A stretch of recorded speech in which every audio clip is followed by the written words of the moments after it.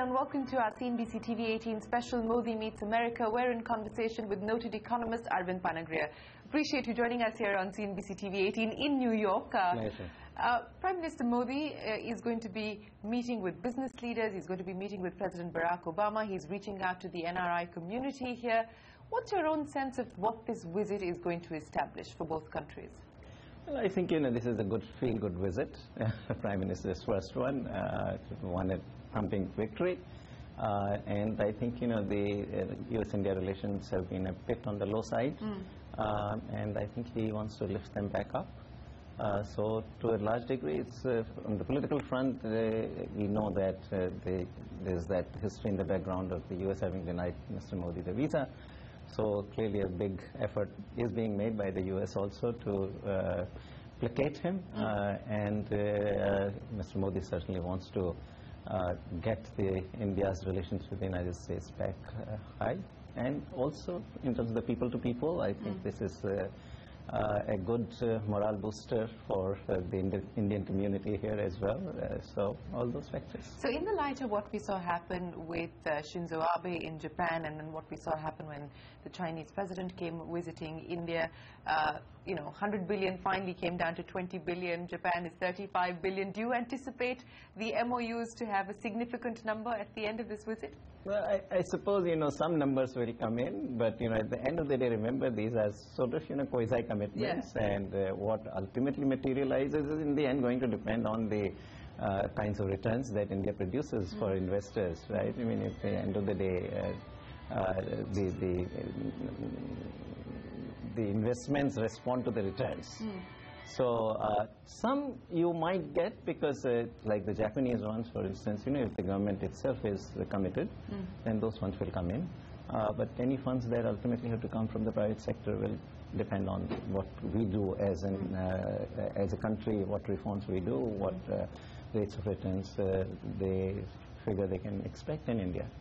Speaking of reforms, you've of course tracked Mr. Modi's story in Gujarat very, very closely. You were feeling very confident of him being able to push the reform agenda at the center as well. Do you believe that they've been able to do enough with the legislative majority that they enjoy in terms of pushing through reforms? Yeah, no, the way you phrase the question, I have to say no, right? Because if you're asking the question in proportion to the legislative victory that was scored, and to be fair, in the time that they've been in office, one area where I feel at least some more progress should have happened was Land Acquisition Act. I think that's a very important legislation that needs to be tackled.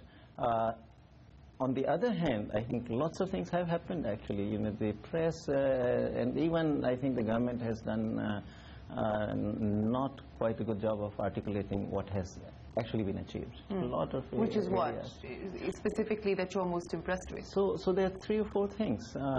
One, there was the cause of the growth having tanked to sub 5% level was the paralysis in the government, and I think it's pretty much during those 100+ days put an end to the paralysis. The Environment Ministry is functioning very well. Things are moving.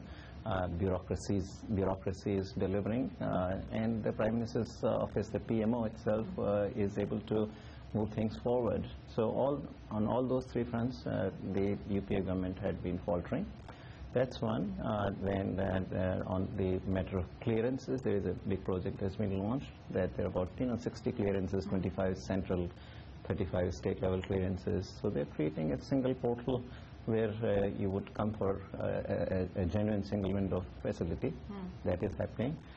Some of the self-certification provisions that have been introduced for some of the labor inspections, boiler inspections, you can self-certify. Planning Commission has been disbanded. I'd certainly sought myself that reform forcefully. The Aadhaar, which everybody thought that the BJP government will actually do away with, has been, on the contrary, retained by the initiative of the Prime Minister. And finally, I would also put in the fact that the new government is also very sympathetic to the state governments changing the laws on relating to the concurrent list of the Constitution. And as a result, my own state of Rajasthan, has moved forward with several labor law reforms. For instance, and they seem to be getting cleared. Yesterday, there was news that the Labour Department of the central government had cleared these 4 laws, and they've now gone to the Home Ministry for the final clearance, and then the President signs them off. Likewise, the state of Rajasthan seems to be also moving on Land Acquisition Act. It seems to be moving on the Right to Education Act. So, and Madhya Pradesh has now joined in as well. The cabinet has cleared some of the labor law reforms very recently. That is, I think, a big change from the past, where the central government typically never gives the states that kind of freedom to change the laws on the concurrent list. So even though central government may not be able to claim the credit for the reforms, because some of it, certainly the lion's share of the credit ought to go to the states that are doing it, but without the central government actually giving that kind of signal, those reforms would not have happened. So, you know, opinion in India is divided between 2 camps. One camp which is disappointed. Only 2. Well, mostly 2. One camp that's disappointed with the fact that Mr. Modi had come to office with the promise of big bang change and big bang reforms, and the other believing that expectations ran ahead of reality, and there's a small bore strategy that Mr. Modi is adopting, which may perhaps work out best for India in the long term. Which camp do you belong to? Yeah. No, I don't go to. I'm the 3rd camp. But you know, I mean, I would have liked to see, you know, as I said, like at least a few things, particularly the Land Acquisition Act. I would have liked to see some movement there, even if it, you know, I mean, passing the legislation might take a long time. At least some movement towards framing a bill that would come to replace the existing things. Do you believe we're going to face trouble, or this government is going to face trouble in terms of pushing legislative changes? Insurance, for instance, is stuck. Do you also believe that if there was more adept political maneuvering, we could have perhaps seen the insurance bill going through? If you had offered carrots to the Congress party to vote along with you, insurance would have been a done deal. Do you think there's been a ham-handedness or perhaps even a sense of arrogance as far as political maneuvering is concerned, which may have cost them things like the insurance bill? My sort of own read on this is that the Prime Minister, perhaps still at the beginning of his term, does not want to run roughshod the opposition. His line has been that I want to carry everybody with me, sabka saath, sabka vikas. So I think that probably is the best explanation for why the insurance bill was sent to the Select Committee. There was an alternative route that they could have adopted, which would have been to let the existing bill fail in the Rajya Sabha. Then you reintroduce a slightly different bill in the Lok Sabha, pass it there. Then you let it fail in the Rajya Sabha, at which point then you can call the joint session of the 2 houses and pass it. So they could have done that. But I really think that at the end of the day, the Prime Minister perhaps took the call. No, we don't know, he's just reading the tea leaves.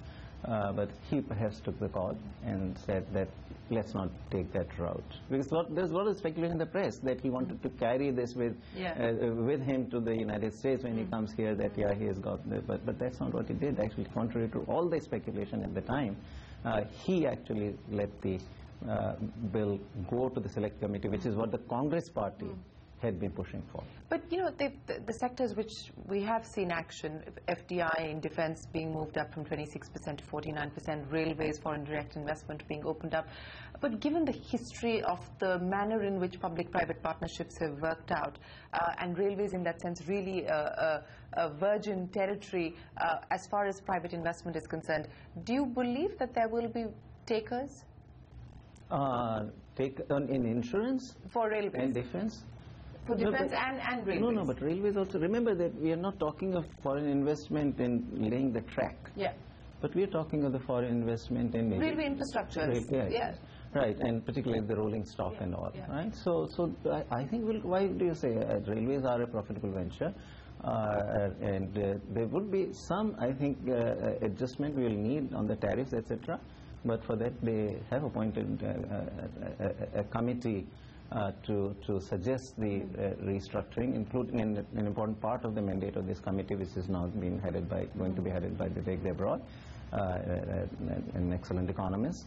I think we'll see the tariff structure emerge, which would make it attractive for the private sector to participate. So no, I mean I'm not worried about the private sector not there not being enough takers of this in the private sector. So let me end by asking you, by the end of the year, if you had a wish list, what is it that you would like this government to be able to achieve in terms of tangible action? So we are talking at the end of the fiscal year. At the end of the fiscal year. Yeah. So well, tangibly, I would, as I have said, I feel like I'm being a broken record on this. I'd like to have some Land Acquisition Act. I'd also like to see, if not at the end, but when the new budget is presented, perhaps some stronger action on the banking sector. I think the banks are currently very weak in terms of their very large number of loans being restructured and non-performing. So they need to be refinanced, they need to be reconsolidated. There's a greater amount of equity is required. So I would like to see that's the other second thing I'd like to see. And then, of course, I obviously have this very long-term labor market reform agenda, which is now happening through the states, and hopefully in the second year, maybe enough momentum will gather that we can get at least some minimal reform of the labor laws at the center also. Well, Arvind Panagriya, it's always a pleasure speaking with you. Thank you very much for joining us here on CNBC TV 18. Appreciate your time. Thank you for having me.